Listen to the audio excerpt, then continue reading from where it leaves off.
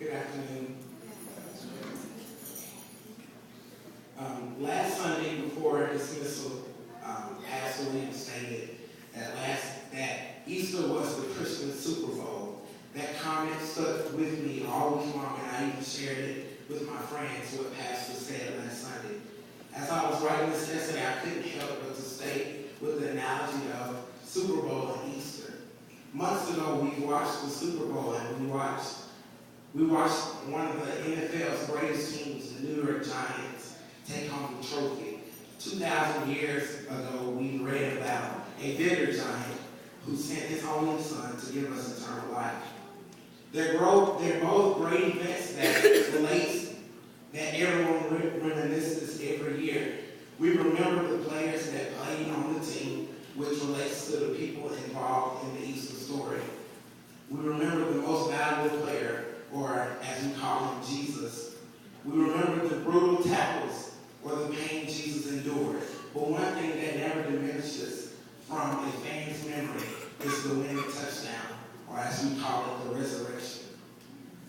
The reason I call it the winning touchdown because it shows how good the team really is. Just like the touchdown, the resurrection is the event that sums up the Easter story and shows how good Jesus is. We all take this event different ways, but this is what the resurrection means to me. The resurrection lets me know that Jesus is who he claimed he is. Throughout the Gospels of Matthew, Mark, Luke, and John, Jesus claims to be the Son of God and a man that impossible isn't even in his vocabulary. Many believe it, but unfortunately many people doubted who he said he was. But the resurrection and him getting up from the grave guaranteed that he was everything he said he was and more. The resurrection gives me confidence of my own resurrection from the dead. Romans 8:11 says, "But if the spirit of him that raised up Jesus from the dead dwell in you, he that raised up Christ from the dead shall also quicken your mortal bodies by his spirit that dwelleth in you." But by the teachings of the Bible and my parents, I have recognized that there is a heaven and there is a hell.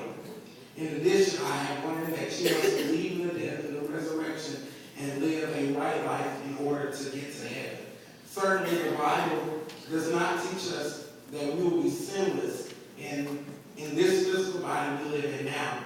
On the other hand, we can sin less, not by our own abilities, but by the power of the Spirit, because Jesus' blood justified and redeemed me. Therefore, I have confidence that one day I could too go to heaven and see my grandmother face to face again.